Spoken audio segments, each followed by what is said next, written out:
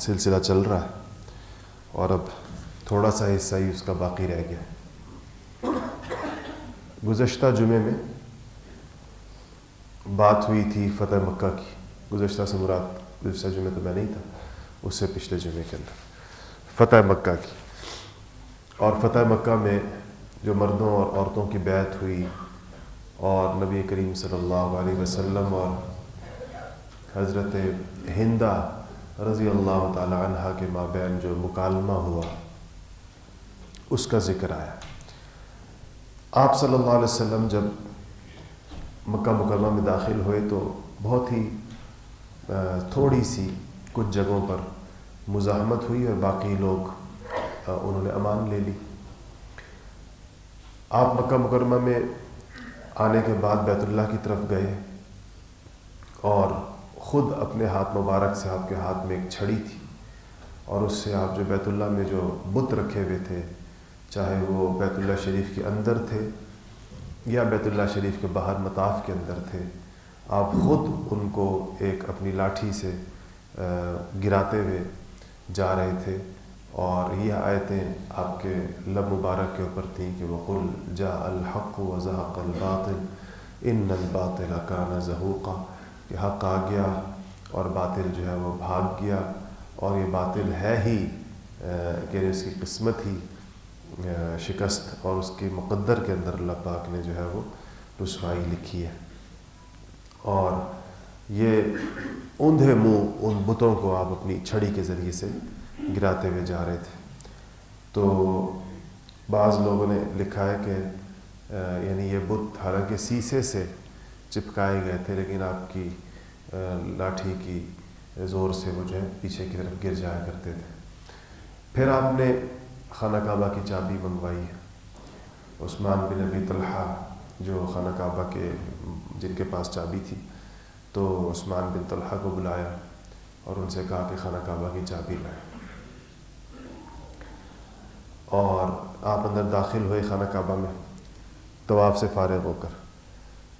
ان عثمان بن طلحہ بعد مسلمان ہوئے, ان سے آپ نے ہجرت سے پہلے ایک دفعہ کہا تھا کہ میرے لیے خانہ کعبہ کھول دو, میں اندر جانا چاہتا ہوں. تو انہوں نے بہت ہی گستاخانہ جواب دیا تھا. مسلمان نہیں تھے اس وقت. تو انہوں نے کہا کہ یہ کعبہ تو معزز لوگوں کے لیے کھولا جاتا ہے, بڑے لوگوں کے لیے کھولا جاتا ہے. تو گویا کہ آپ صلی اللہ علیہ وسلم نے کہا کہ میں آپ کی حیثیت ایسی نہیں سمجھتا کہ آپ کے لیے خانہ کعبہ کو کھولوں. تو آپ نے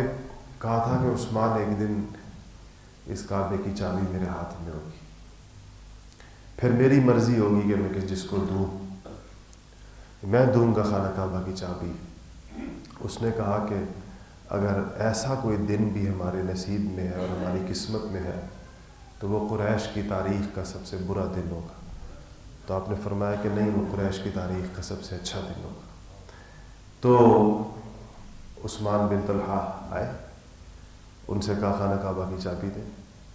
چابی انہوں نے دیا, آپ نے خانہ کعبہ کھولا, اندر تشریف لے کر گئے. اس میں تصویریں تھیں دیواروں کے اوپر. تو آپ نے زمزم منگوایا اور کہا کہ دیواروں کی تصویروں کو مٹا دیا جائے, دھو دیا جائے. اور آب زمزم سے پھر ان تصویروں کو جو خانہ کعبہ کی دیواروں پر بنائی گئی تھی ان کو دھویا گیا. اور آپ اس وقت تک باہر کھڑے رہے جب تک کہ دیواریں صاف نہیں کر دی گئی تصویروں سے. اس لیے اپنے گھروں کے اندر بھی دیواروں کے اوپر یہ تصویریں نہیں لگانی چاہیے. بہت واضح حدیث ہے کہ جس گھر کے اندر کتا ہو اور جس گھر کے اندر تصویر ہو, رحمت کے فرشتے اس گھر کے اندر داخل نہیں ہوتے. اس لیے یہ جو کاغذ کی جو ڈیجیٹل تصویر ہے جو موبائل پر آتی ہے, جو اسکرین پر آتی ہے, اس میں تو علماء کا اختلاف ہے کہ یہ تصویر ہے یا نہیں ہے. لیکن جو کاغذ کی تصویر ہے اور جو اخبار کی تصویر ہے یا کسی بورڈ کی تصویر ہے, اس پر تو ہندوستان پاکستان کے علماء کم سے کم متفق ہیں کہ یہ تصویر ہے اور اس سے اجتناب کرنا چاہیے. تو آپ نے پھر خانہ کعبہ میں داخل ہوئے اور آپ نے وہاں پر نوافل ادا کیے, اور پورے بیت اللہ کے گوشوں پر آپ نے جا کر چاروں طرف سے تکبیر بلند کی، توحید، کیونکہ بتوں سے بھی خانہ کعبہ کو پاک کیا گیا تھا، تو صدائے توحید وہاں پر آپ صلی اللہ علیہ وسلم نے بلند کی۔ باہر لوگ، ظاہر خانہ کعبہ تو چھوٹی جگہ ہے اور سب لوگ اس کے اندر تو نہیں جا سکتے تھے، اور خانہ کعبہ کی چوکھٹ بھی اوپر ہے، قریش نے اس کو کافی اوپر کر دیا تھا، جو آج بھی اوپر ہی ہے۔ آپ دیکھتے ہیں کہ خانہ کعبہ کا دروازہ جو ہے اس پر چڑھنے کے لیے سیڑھی لگائی جاتی ہے۔ یہ اس کی اونچائی اسی زمانے سے اتنی ہے۔ قریش نے جب نیا خانہ کعبہ بنایا تھا تو اس وقت اس کی اونچائی اس کے دروازے کی تھی۔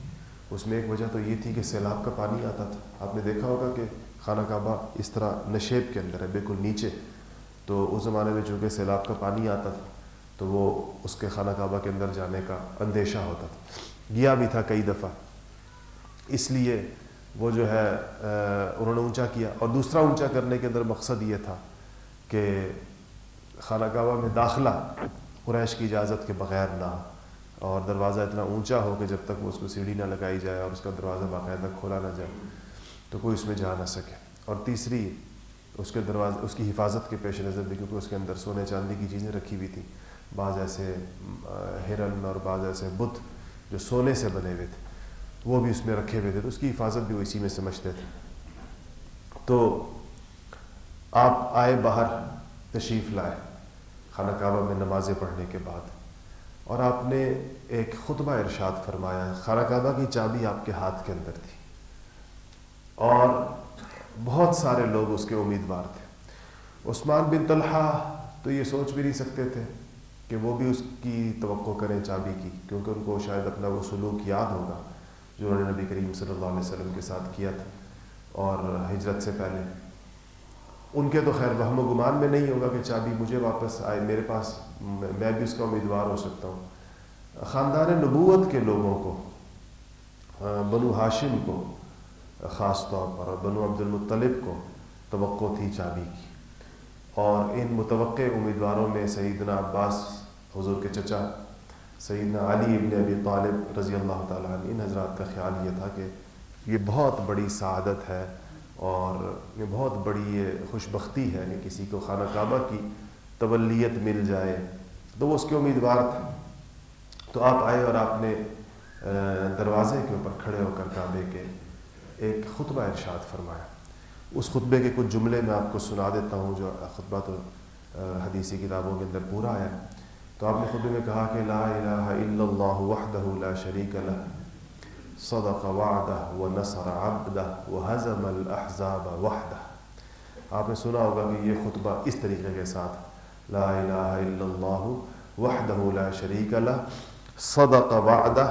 ونصر عبدہ وہزم الاحزاب وحدہ۔ یہ آج کل بھی خطبہ اپنے خطبوں کے اندر یہ ابتدائی جملے پڑھتے ہیں، یہ وہی جملے ہیں جو آپ صلی اللہ علیہ وسلم نے بیت اللہ کے دروازے میں کھڑے ہو کر فتح مکہ کے بعد جو آپ نے ارشاد فرمائے تھے۔ تو آپ نے فرمایا کہ اللہ کے سوا کوئی معبود نہیں اور اس نے اپنا وعدہ سچا کر دکھایا، یعنی یہ جو فتح مکہ ہے یہ اللہ تعالیٰ کا وعدہ ہے جو سچا ہو گیا، اور اللہ نے اپنے بندے کی مدد کی،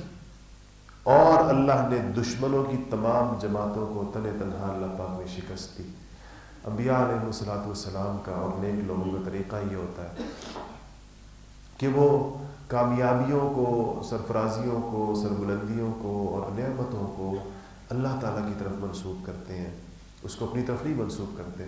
یہ شیطان کا طریقہ ہے کہ وہ چیزوں کو اپنی جانب منسوب کرتا ہے، اور ہم انسانوں کے اندر بھی جس انسان کی رحمانیت سے مناسبت ہوتی ہے تو وہ ساری نعمتوں اور کامیابیوں کو اللہ تعالیٰ کا فضل سمجھتا ہے، اور جس شخص کی مناسبت جو ہے وہ شیطانی مزاج کے ساتھ ہوتی ہے وہ دنیا کے اندر اللہ تعالیٰ کی نعمتوں کو اور اللہ تعالیٰ کی عطاؤں اور اللہ تعالیٰ کی بخششوں کو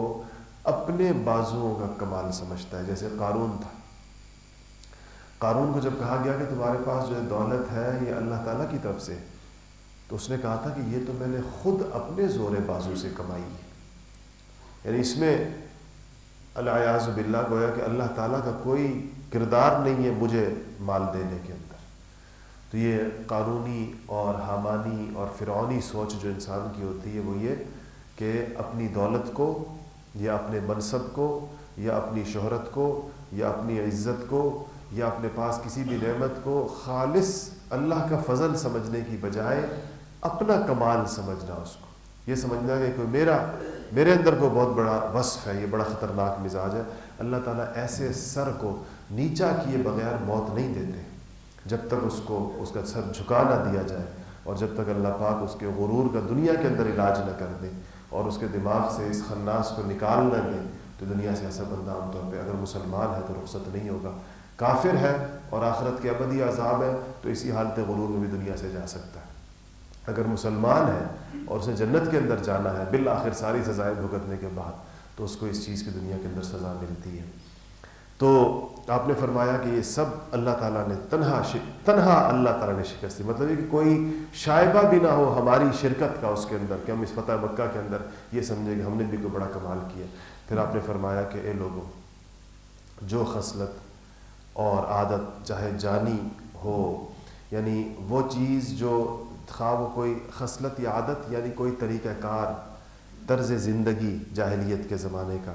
یا چاہے وہ کوئی مالی طور طریقہ ہے، یعنی تمہارے جو مالی معاملات ہیں، لین دین ہے، یا تمہاری معاشرت اور رہن سہن کے جو طریقے تھے آج سے پہلے کا جس کا دعویٰ کیا جا سکے، وہ سب میرے قدموں کے نیچے ہیں۔ تحت قدمی موضوع، دوسری جگہ آتا ہے کہ جاہلیت کے جتنا شعار ہے، وہ ساری چیزیں جو جاہلیت کے اطوار ہیں، جاہلیت کے جو طور طریقے ہیں، چاہے وہ مالی لین دین سے متعلق ہیں، جیسے کہ سود ہے، دیگر چیزیں تھیں جس کے بارے میں آگے چل کر پھر حجۃ الوداع کے اوپر بالکل واضح احکامات آ گئے، لیکن آپ نے یہ بتایا کہ جب اسلام کہیں پر آتا ہے اور نبی جب کہیں پر آتا ہے تو وہ اپنا طرز زندگی لے کر آتا ہے، اپنے طور طریقے لے کر آتا ہے، اپنی تہذیب اور اپنا تمدن لے کر آتا ہے۔ یہ نہیں کہ وہ کفر کی یا زمانہ جاہلیت کی صرف وہی چیزیں باقی رکھی جاتی ہیں جن کے ساتھ اسلام کو کوئی مسئلہ نہیں ہوتا، جس کو اسلام دوبارہ سے اس کی اجازت دیتا ہے یا اس کو اسلام اس کو قائم رکھنا چاہے تو رکھتا ہے، ورنہ اس بنیاد پر نہیں۔ پھر آپ نے فرمایا کہ بیت اللہ کی دربانی اور حاجیوں کو زمزم کا پانی پلانا، یعنی یہ خدمتیں جن لوگوں کے ذمے تھیں یہ اسی طرح برقرار رکھی جائیں گی، یعنی یہ خدمتیں ان سب کو یہ ڈر تھا کہ ہم سے یہ خدمتیں لے لی جائیں گی اور صحابہ کو دی جائیں گی۔ آپ نے کہا یہ حسب دستور برقرار رکھی جائیں گی، اور آپ نے فرمایا کہ یاد رکھو کہ جو شخص خطأً قتل کیا جائے، قتل خطا جس کو کہتے ہیں، غلطی سے جو انسان سے قتل ہو جاتا ہے تو کوڑے سے یا لاٹھی سے، تو اس کی دیت یعنی خون بہا، اس کا جو معاوضہ ہے غلطی سے قتل ہونے کا، وہ 100 اونٹ ہوں گے جن میں سے 40 اونٹنیاں حاملہ ہوں گی۔ اور آپ نے فرمایا کہ اے قریش، اللہ تعالیٰ نے جاہلیت کی نخوت، تکبر کو اور غرور کو اور آباء و اجداد پر فخر کرنے کو یہ اللہ نے باطل کر دیا، یعنی یہ طریقہ ختم ہو گیا اب دنیا سے۔ اب کوئی شخص اپنے باپ دادوں پر اور جاہلیت کے طور طریقوں کے اوپر فخر نہ کرے۔ آپ دیکھیں یہ ساری وہ چیزیں ہیں جو رسول اللہ صلی اللہ علیہ وسلم مسلمانوں کی زندگیوں سے نکال کر گئے تھے، اور مسلمانوں نے پھر صدیوں کے بعد ان چیزوں کو نئے ناموں کے ساتھ اپنی زندگیوں کے اندر دوبارہ داخل کر دیا۔ آج یہ سب ہماری زندگیوں کے اندر موجود ہے۔ یہ جو ہمارے یہاں ذات برادری کا ایک خاص قسم کا تصور، جس کے اندر اپنے آباء و اجداد کو دوسروں کے آباء و اجداد سے افضل سمجھنا، اپنے خاندان کو دوسرے خاندانوں سے بہتر سمجھنا، یہ وہ جاہلیت کا طریقہ تھا جس کو رسول اللہ صلی اللہ علیہ وسلم نے فرمایا کہ یہ ختم ہو گیا ہے۔ آج کے بعد جو ہوگا ان اکرمکم عند اللہ اتقاکم، نیا پیمانہ دے دیا دنیا کو کہ اب دنیا کے اندر بزرگی اور بڑائی، عزت و سرفرازی وہ تقوی کی بنیاد پر ہوگی، نسب کی بنیاد پر نہیں ہوگی۔ اس بنیاد پر نہیں ہوگی کہ فلانا شخص فلاں گھر میں پیدا ہو گیا تو یہ زیادہ عزت کا مستحق ہے، اور فلانا شخص اگر فلاں گھر میں پیدا ہو گیا تو یہ کسی عزت کا مستحق نہیں ہے۔ یہ پیمانہ اسلام کا پیمانہ نہیں۔ یہ وہ چیزیں تھیں جو آپ نے فتح مکہ کے موقع پر بھی، اور پھر اس سے بھی زیادہ وضاحت اور صراحت کے ساتھ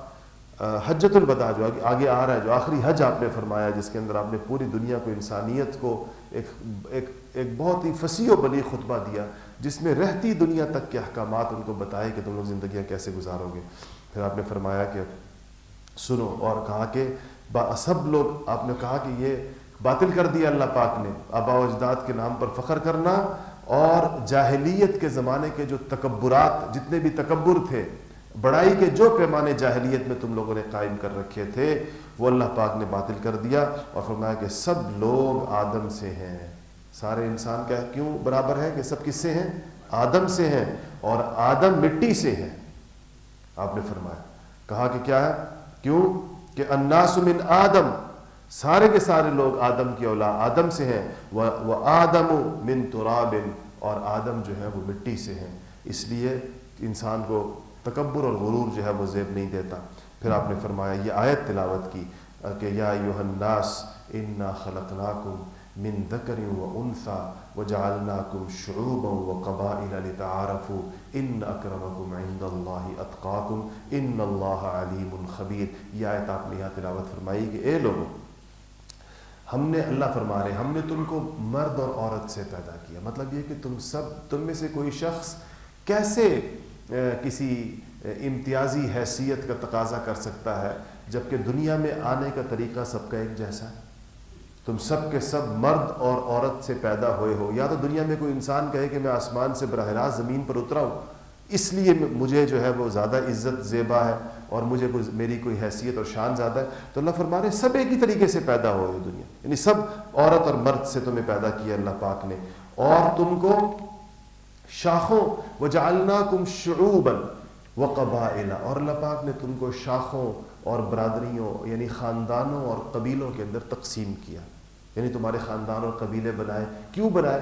لتعارفوا، تاکہ تمہیں ایک دوسرے سے تعارف کرنے کے اندر آسانی ہو، کون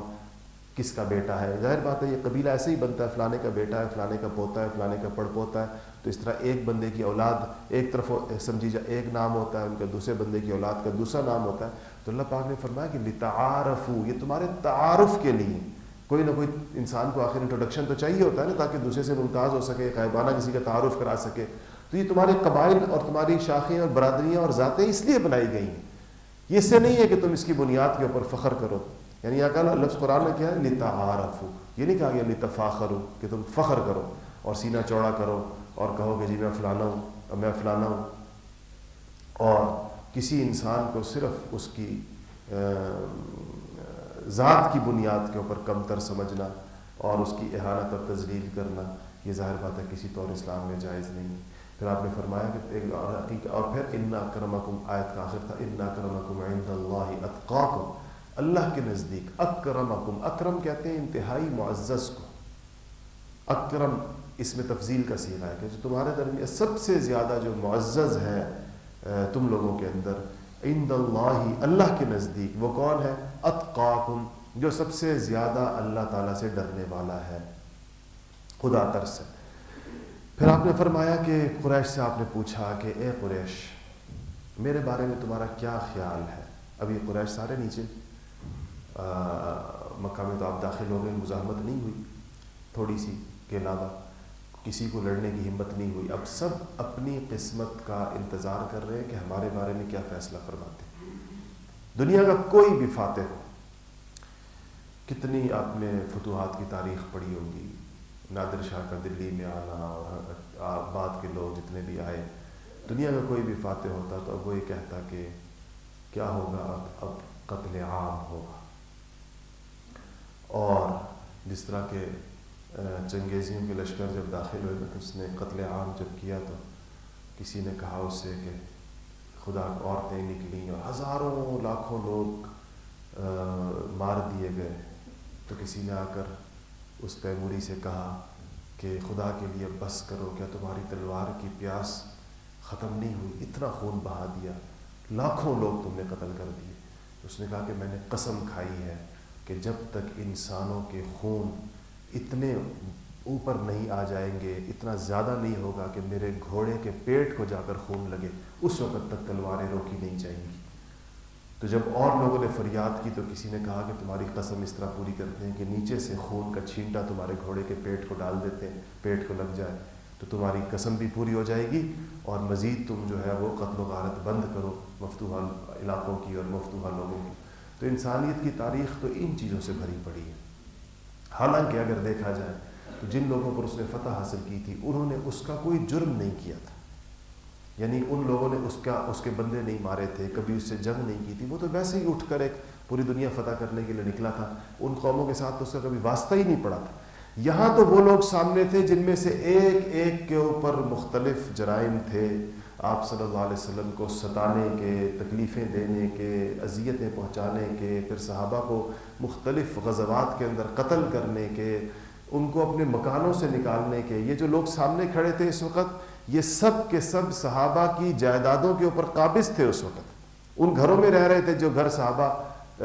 ہجرت کے وقت چھوڑ کر گئے تھے، ان گھروں میں یہی لوگ رہ رہے تھے۔ خود نبی کریم صلی اللہ علیہ وسلم کا گھر بھی انہی لوگوں کے پاس تھا، جس میں آپ خود پیدا ہوئے تھے، جس کے اندر آپ پلے بڑے تھے، جس گھر میں آپ نے شادی ہوئی تھی آپ کی، جس گھر کے اندر آپ کی ساری اولاد پیدا ہوئی تھی، وہ سارے گھر ان کے پاس تھے۔ اچھا، گھروں کی بات یاد آئی تو میں آپ سے عرض کروں کہ کچھ صحابہ آئے حضور کے پاس کہ اب ان جائیدادوں کا کیا ہوگا، کہ ہم نے جو گھر چھوڑے تھے وہ تو موجود ہیں، زیادہ عرصہ تو نہیں گزرا، 8واں سال تھا، 8 سال پہلے ہی گئے تھے لوگ یہاں سے، تو کہا کہ ہمارے ان گھروں کا کیا ہوگا۔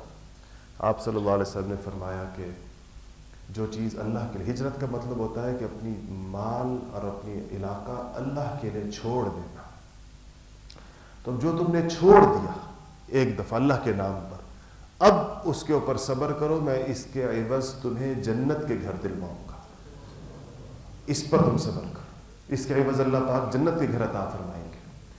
تو انہوں نے بالکل، صحابہ نے بڑی سیر چشمی کے ساتھ، بڑی خوشی کے ساتھ اس بات کو مان لیا۔ کسی نے، خود نبی کریم صلی اللہ علیہ وسلم نے اپنے گھر کا کوئی مطالبہ نہیں فرمایا، کسی کو طلب نہیں کیا، حالانکہ اس وقت آپ کس شان کے ساتھ داخل ہوئے تھے مکہ مکرمہ کے لیے کہ آؤ بتاؤ میرا گھر خالی کر، یہ چیزیں چھوڑ دی۔ تو آپ نے فرمایا کہ قریش، کیا خیال ہے تمہارا میرے بارے میں، اب میں تمہارے ساتھ کیا کروں گا، تمہاری رائے کیا ہے، اندازہ کیا ہے؟ تو انہوں نے کہا کہ، عجیب جملہ، انہوں نے کہا کہ قالوا خیرہ خیرہ اخ کریم و ابن اخ کریم، کہا کہ آپ ہمارے ساتھ بھلائی کا معاملہ کریں گے، اس لیے کہ آپ ایک کریم شخص ہیں اور کریم بھائی کے اور کریم کے بیٹے ہیں، یعنی کہ آپ کا خاندان کریموں کا خاندان ہے، مہربانی کرنے والوں کا خاندان ہے، تو ہمیں آپ سے خیر کی توقع ہے۔ خیر کریم اخ کریم، کیونکہ آپ ہمارے ایک کریم بھائی ہیں، و ابن اخ کریم، اور آپ ہمارے کریم بھائی کے بیٹے ہیں۔ تو آپ نے فرمایا کہ آج میں تم سے وہی کہتا ہوں جو جرم کھلنے کے بعد اور راز فاش ہونے کے بعد یوسف علیہ السلام نے اپنے بھائیوں سے کہا تھا کہ لا تثریب علیکم اليوم اذهبوا فانتم طلقاء، کہ آج تمہارے اوپر کوئی بوجھ نہیں ہے، اور آج تم کسی چیز کے اندر ماخوذ اور پکڑے ہوئے نہیں ہو، جاؤ تم سب کے سب آزاد ہو۔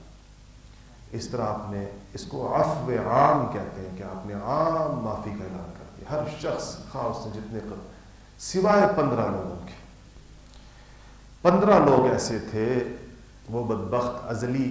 جن کے بارے میں حکم خداوندی یہ ہوا کہ ان کو ان کے جرائم کی سزا دی جائے گی، اور ان میں سے ایک تو اتنا بدبخت تھا کہ جب اس کے پیچھے صحابہ کو بھیجا تو وہ خانہ کعبہ کے اندر بھاگ گیا، اور خانہ کعبہ میں جا کر خانہ کعبہ کے پردے کے پیچھے کعبے کی دیوار کے ساتھ چمٹ گیا کہ اس جگہ تو مجھے کوئی نہیں قتل کرے گا۔ آپ نے صحابہ سے فرمایا کہ اس کو وہیں قتل کر دو۔ اور یہ جن لوگوں کے بارے میں یہ ارشاد ہوا تھا، ان 15 لوگوں کے بارے میں، یہ سارے وہ لوگ تھے جو شاتم رسول تھے، یہ سارے وہ لوگ تھے جو نبوت کو اور حضور اکرم صلی اللہ علیہ وسلم کو اور گالیاں ایسی دیتے رہے توہین آمیز، اس میں اگر آپ کے اوپر اور ظلم و ستم کسی نے کیا اس کو تو معافی ملی، لیکن جن لوگوں نے نبوت کو ایک مشن بنا کر ٹارگٹ کیا، کسی نے مستقل اس کام کے لیے، بعض شعراء ایسے تھے ان کا کام ہی یہی پروپیگنڈا تھا کہ وہ نبی کی ذات کو نشانہ بناتے تھے، تو چونکہ نبوت اللہ کی طرف سے بھیجا گیا یا اللہ کی طرف سے دیا گیا ایک منصب ہے، اور اس منصب کی توقیر اور اس کی حفاظت آپ صلی اللہ علیہ وسلم نے اس طرح کے، ان کی خیر تفصیل لمبی ہو جائے گی کہ کون کون تھے اس کے اندر. سیرت کتابوں میں سب کا ذکر, اس میں کچھ عورتیں بھی تھیں اور کچھ مرد بھی تھے. اور اس سے علماء نے یہ مسئلہ نکالا ہے کہ جو شاتم رسول ہے, جو نبی کریم صلی اللہ علیہ وسلم کی ذات کی گستاخی کرنے والا ہے, اس کی سزا جو ہے وہ قتل ہے اور اسے کوئی معاف نہیں کر سکتا. اور یہ لوگ بڑا لوگوں کو مس گائیڈ کرتے ہیں جو یہ کہتے ہیں کہ حضور پر, اول تو وہ جس طرح بے سر و پا قصے کہ ایک عورت حضور پر کوڑا پھینکتی تھی, آپ نے اس کو معاف کر دیا, یہ تو ہم نے تو کہیں نہیں پڑھا ہے قصہ آج تک. جتنا دین ہم نے پڑھا ہے اس میں تو کہیں نظر نہیں آیا. البتہ کسی اور کے پاس کوئی اور صحیفہ ہو جس کے اندر یہ لکھا ہو تو ہمیں بتائیں گے کہاں لکھا ہے. اس کے بعد جو ہے یہ آخر یہ فتح مکہ پر, یہ حدیث کی مستند کتابوں کے اندر, یہ جن 15 لوگوں کو آپ نے معافی نہیں دی اور جن میں سے کچھ لوگ تو پھر ایسے تھے کہ وہ ایک اور طریقے کے ساتھ, لیکن ان میں سے جو اتنی کافی سارے جو قتل کیے گئے, عورتیں قتل کی گئیں, یہ اسی جرم کے اندر قتل کی گئی. اسی کے اوپر ائمہ اسلام نے کتابیں لکھی ہیں, صارم المسلول علی شاتم الرسول. شاتم کہتے ہیں گالی دینے والے کو, شاتم, شتم عربی کے اندر گالی کو کہتے ہیں, تو نبی کو گالی دینے والے کو شاتم کہتے ہیں, شاتم رسول. تو شاتم رسول کی سزا وہ قتل ہے. اور یہ کام جو ہے ظاہر بات ہے کہ اسلامی حکومتوں کا ہے, مسلمانوں کی حکومتوں کا ہے کہ اس پہ دنیا کے اندر آپ دیکھیں ذرا عجیب بات ہے کہ ملک سے غداری کی سزا تو موت ہے اور ساری دنیا کے اندر ہے کہ اس فلانا جو ہے غدار ہے تو غدار کی سزا موت ہے. اور نبی کی گستاخی کے اوپر اس پر کہتے ہیں ڈیبیٹ کریں کہ یہ کیا سزا ہونی چاہیے, آئیں اور بات کریں. اور ٹی وی چینلز لگے ہوتے ہیں, جاہلوں کو بٹھایا ہوا ہوتا ہے, ایک سے بڑا ایک جاہل اس پر اپنی رائے دے رہا ہوتا ہے کہ کیا ہونا چاہیے اور کیا نہیں ہونا چاہیے. اس کے بارے کے اندر احادیث میں قرآن سے واضح طور پر ارشادات ہیں. اور یہ امام مالک رحمۃ اللہ علیہ فرمایا کرتے تھے کہ اس امت میں کیا باقی رہ گیا, اس امت کے اندر خیر کی کیا چیز باقی رہ گئی جو خود زندہ ہو اور اس کے نبی کو گالی دی جاتی ہے. وہ کیا امت ہے؟ امام مالک اپنے اس دور کے کہتے تھے کہ نہیں, وہ کیا اس امت پر وہ دن بھی آئے گا کہ یہ لوگ زندہ ہوں گے اور ان کے نبی کو گالی دی جائے. تو یہ نامسعود اور منحوس دور دیکھے ہمیں دیکھ, ہمارے زمانے میں تھا, ہمیں یہ ایسی بے برکت زندگیاں ہماری تھیں, ورنہ شاید پچھلی صدیوں کے اندر امت نے نہ دیکھا ہو یہ منظر. اور تو اس بارے میں جو قرآن کے احکامات, حدیث کے احکامات آپ نے فتح مکہ کے موقع کے اوپر اس پر آپ یعنی رحمت للعالمین تھے, اتنے بڑے بڑے جرائم کو معاف کر دیا, اتنے بڑے بڑے لوگوں کو اپنے خاندان کا آپ نے کوئی کہیں پر بھی ان سے وہ نہ لیا. لیکن جن لوگوں نے نبوت کو مشن بنا کر نشانہ بنایا تھا ان کے لیے معافی کا اعلان نہیں ہوا. جب آپ فارغ ہوئے خطبے سے تو آپ مسجد میں بیٹھ گئے اور بیت اللہ کی کنجی آپ کے ہاتھ میں تھی. تو سیدنا علی رضی اللہ تعالیٰ عنہ نے کہا, گزارش کی کہ یا رسول اللہ یہ کنجی ہمیں عطا فرما دیجیے. اور کیونکہ ہمارے ساتھ زمزم تو پہلے ہی سے اس خاندان کے پاس تھا, تو کہا کہ یہ سقایت جو ہے نا, اس کو کہتے تھے سقایت, زمزم پلانا, وہ پہلے سے حضرت بنو ہاشم کے پاس تھا یہ منصب. تو کہا زمزم سقایت کے ساتھ اس کو حجابت کہتے تھے, کہا کہ یہ منصب بھی اللہ پاک ہمیں عطا کر دے تو یہ شرف ہوگا. تو اس پر آیت قرآن کی آئی کہ ان اللہ یأمرکم ان تؤدوا الامانات الی اہلہا, اللہ تعالیٰ تم کو یہ حکم دیتا ہے کہ امانتیں اپنی امانت والوں کو پہنچا دو. تو آپ نے پھر عثمان بن طلحہ کو کہا کہ بلایا, آپ نے کہا اور ان سے کنجی انہی کو واپس کر کے کہا کہ اب یہ کنجی ہمیشہ تمہارے پاس رہے گی, اور وہ کنجی آج بھی اسی خاندان کے پاس ہے. یہ شیبہ انہی کے بیٹے کا نام تھا, طلحہ کے بیٹے کا نام, عثمان کے بیٹے کا نام شیبہ بن عثمان. اس خاندان کو آج بھی آپ نے نام سنا, وہ خاندان ہے بنی شیبہ کہتے ہیں. تو یہ اسی خاندان کے پاس ہے. اور آپ نے فرمایا تھا کہ یہ تم کو میں نے نہیں دی کنجی, تم کو اللہ نے دلائی ہے, اور جو تم سے لے گا وہ بڑا ظالم ہوگا. یہ ظالم ہوگا جو تمہارے گھر سے تم سے چابی لے گا. تو اب دیکھیں کتنے حکومتیں آئیں اور گئیں, اور خصوصاً سعودی عرب کا نظام آپ کو پتہ ہی ہے کیسے ایک ہی خاندان کے ہاتھ میں سارا کچھ. اس کے باوجود اس حدیث کی وجہ سے خانہ کعبہ کی چابی لینے کی ہمت کسی کی نہیں ہوتی کہ خانہ کعبہ کی چابی, کیونکہ تو اس کے بارے میں آپ کہہ گئے کہ وہ ظالم ہوگا جو لے گا. تو یہ اس خاندان کو آپ نے وہ دی, آج انہی کے پاس ہے. پھر یہ ہو گیا, صبح آپ داخل ہوئے تھے مکہ میں فجر کے بعد, یہ سارا عمل ہوا, اور اس کے بعد ظہر کا وقت آ گیا, اور قریش کے لوگ اب معافی کا اعلان ہو گیا, تو مسلمانوں نے چونکہ یہاں نماز، اب تو یہ بیت اللہ تھا، یا نمازیں ہونی تھیں، اذانیں ہونی تھی، تو قریش کے بہت سے لوگ چلے گئے جبل ابی قبیس، بالکل اس طرف اس چوٹیوں پر بیٹھ کر بہت سے لوگ بیٹھے ہوئے نیچے کے نظارے دیکھ رہے تھے. خانہ کعبہ میں نے آپ کو بتایا نا، بالکل آج بھی آپ دیکھیں گے تو یہ جو اوپر کے قریش کی یعنی جو مکہ کی پہاڑیاں ہیں، اس سے یوں بالکل نشیب میں آ کر جو بالکل آخری نیچے کا پوائنٹ بنتا ہے تو خانہ کعبہ وہاں پر ہے، تو اوپر سارے مناظر نظر آتے ہیں. تو یہ لوگ اوپر چڑھ کے دیکھ رہے تھے. ظہر کا وقت داخل ہو گیا. حضور صلی اللہ علیہ وسلم نے حضرت بلال کو اشارہ کو فرمایا کہ بلال اور آج تم چڑھو، کعبے کی دیوار کے اوپر چڑھ کر اذان دو توحید کی بیان پہ. تو اس کے بعد حضرت بلال خانہ کعبہ کی دیوار کے اوپر، چھت کے اوپر چڑھے، اور وہاں جا کر اور وہ تکبیر کی صدائیں بلند ہوئیں کہ اللہ اکبر اللہ اکبر، اور اشہد ان لا الہ الا اللہ اشہد ان محمد رسول اللہ. حضور کی نبوت اور رسالت کی تائید جو ہے نا کعبے کی دیواروں سے. اور کہتے ہیں کہ جو لوگ بہت اسلام تو نہیں لائے، سارے تو نہیں لائے تھے، لیکن معافی تو سب کو مل گئی تھی چاہے وہ اسلام نہ بھی لائے ہوں، تو بہت سے لوگوں سے یہ منظر ان کے لیے ناقابل برداشت تھا اور وہ روپوش ہو کے چلے گئے. پھر آپ نے ایک 22 سال کے نوجوان کو، حضرت عتاب کو، ان کو آپ نے مکہ کا والی یا اس کو گورنر کہیں وہ بنایا. ان کی عمر 21 سال عمر تھی ان کی اس وقت. اور ان کا جو وظیفہ مقرر کیا وہ 1 درہم روزانہ، 1 درہم روزانہ کا ان کا وظیفہ مقرر کیا. حضرت عتاب یعنی اس طرح اتنے صفات کے یہ لوگ تھے، یہ کیا وظیفہ 1 درہم دیکھا جائے تو، لیکن انہوں نے کہا کہ جس کا پیٹ اس وظیفے، حضرت عتاب نے کہا کہ جس کا پیٹ اس وظیفے سے نہ بھرے تو اللہ تعالیٰ اس کو ساری عمر بھوکا رکھے. کہا کہ اس کو جن کہا ان کا مطلب یہ تھا کہ یہ اتنا بڑا وظیفہ، اتنی بڑی آپ نے میرے لیے اس کو وہ عمر مقرر کی. اس کے بعد یہ آپ صلی اللہ علیہ وسلم کے پورے دور میں حضرت عتاب ہی مکہ کے والی رہے، اور ان آپ سے کی دنیا سے پردہ فرما جانے کے بعد حضرت بکر صدیق کا دور آیا تو حضرت بکر صدیق رضی اللہ تعالیٰ عنہ نے بھی انہی کو برقرار رکھا. اور یہ حضرت بکر صدیق کے پورے دور میں یہی حضرت عتاب ہی مکہ کے والی رہے. اس وقت ان کی عمر 23-24 سال تک پہنچی ہوگی. پھر عجیب اتفاق یہ ہے کہ جس دن سیدنا ابوبکر صدیق رضی اللہ تعالیٰ عنہ کا وصال مدینہ میں ہوا، اسی دن مکہ کے اندر حضرت عتاب کا وصال بھی ہوا، جو عین جوانی کے اندر. تو یہ ہوا. اور اس کے بعد آپ مدینہ میں آپ ایک جگہ گئے، صفا و مروہ کے درمیان ایک پہاڑ کے اوپر آپ گئے. وہاں جا کر آپ دعا بھی کر رہے تھے، خانہ کعبہ کو دیکھ بھی رہے تھے. تو انصار میں سے کسی نے کہا کہ اب معافیاں بھی مل گئیں اور لوگ بھی آ رہے ہیں اور کچھ اسلام قبول کر رہے ہیں. تو انصار میں سے کچھ نے کہا کہ حضور کو اپنا گھر پسند آ گیا ہے اور حضور بڑے خوش ہیں مکہ کے اندر، اور بیت اللہ کو بھی دیکھ رہے ہیں. آپ دعا کر رہے تھے بیت اللہ کی طرف دیکھ کر، اور اپنے خاندان کے ساتھ بھی حضور بڑا رحم کا معاملہ کر رہے ہیں. تو اب ایسا لگتا ہے کہ حضور مدینہ واپس نہیں جائیں گے، کیونکہ اپنے گھر واپس آ گئے ہیں، اور مکہ کے ساتھ جو ظاہر ہے بیت اللہ کے ساتھ جو حضور کا تعلق تھا، پھر آپ کی وہ انسان جہاں بچپن نہیں بلکہ آپ نے تو 53 سال تک کی عمر جہاں پر گزاری تھی،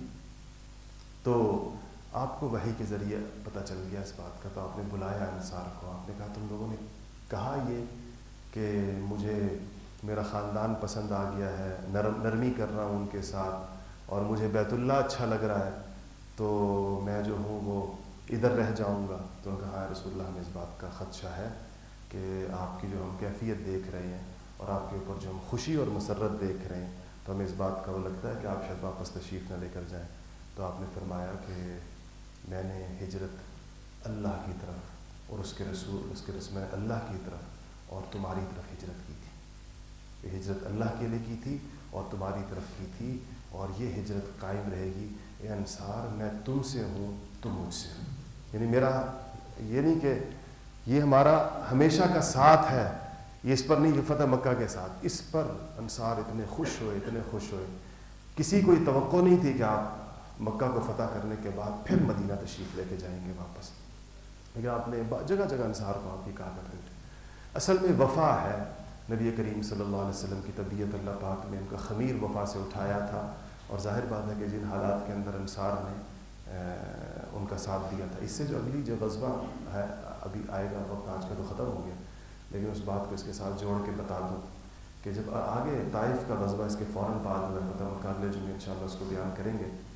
اس غزوہ کے اندر چونکہ یہ لوگ بھی شامل تھے جو ابھی مسلمان ہوئے تازہ فتح مکہ کے موقع پر، بڑے بڑے بعض لوگ، اور ظاہر بات ہے اس میں بہت زیادہ ہو سکتا ہے ہول ہارٹیڈلی بالکل دل سے نہ ہوئے ہوں، تو جب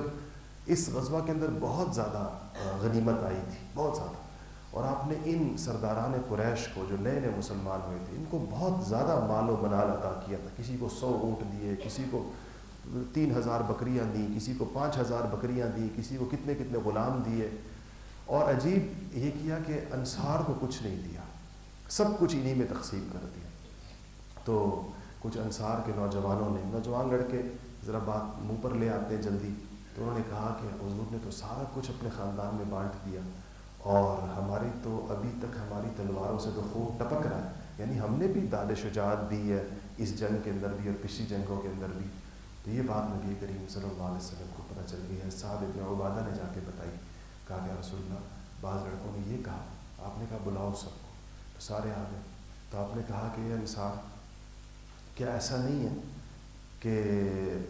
تم لوگ گمراہ تھے، اللہ تعالیٰ نے تم کو میری وجہ سے ہدایت دی، اور تم آپس کے اندر لڑتے تھے، اوس اور خزرج کی سخت لڑائیاں تھیں، تم آپس کے اندر دست و گریباں تھے، میری وجہ سے تمہارے درمیان بھائی چارہ قائم ہوا، اور تم بڑے غریب تھے، میرے آنے کے بعد اللہ پاک نے تمہارے اوپر غنائم اور فتوحات کی کثرت کی۔ انصار نے کہا رسول اللہ بالکل ایسا ہے، ایسا ہی۔ تو کہا لیکن تم مجھے جواب نہیں دیتے اس بات کے اوپر۔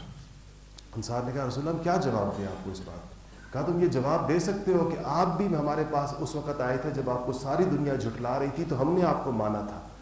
اور جب آپ کے پاس پوری دنیا میں جگہ نہیں تھی تو ہم نے آپ کو ٹھکانہ دیا تھا، اور جب آپ جو ہے وہ ساری دنیا سے جب آپ کے خلاف تھی تو ہم آپ کے ساتھ کھڑے ہو کے لڑے تھے۔ حضور نے کہا انصار تم یہ جواب بھی تو دے سکتے ہو۔ تو انہوں نے تو ظاہر بات ہے وہ کہاں ہی کہتے کہ ہمیں جواب دیتے۔ پھر انہوں نے کہا کہ دیکھو مجھے پتہ چلا ہے کہ تم میں سے کچھ لوگوں کو اس بات پہ افسوس اور دکھ ہوا ہے کہ میں نے غنیمت کا سارا مال ان قریش کے سرداروں کو دے دیا۔ تو کہا میں نے تو ان کو اس لیے دیا کہ یہ نئے اسلام لائے ہیں، ان کے دلوں کے اندر اسلام کی عظمت اور محبت بٹھانے کے لیے ان کے ساتھ تالیف قلب کی ہے، ان کا دل خوش کیا ہے، اور تمہیں اس لیے نہیں دیا کہ تمہارا اسلام میرے نزدیک ہر قسم کے شک و شبے سے بالا تر ہے۔ تو اے انصار کیا تم اس بات پر خوش نہیں ہو کہ جب یہ لوگ اپنے ساتھ بھیڑ اور بکریاں لے کر جائیں گے اپنے گھروں کو، تم اللہ کے رسول کو لے کر جاؤ گے؟ کیا اس تقسیم پر تم راضی نہیں کہ لوگوں کے پاس بھیڑ اور بکریاں ہوں اور تمہارے پاس اللہ کا رسول ہو؟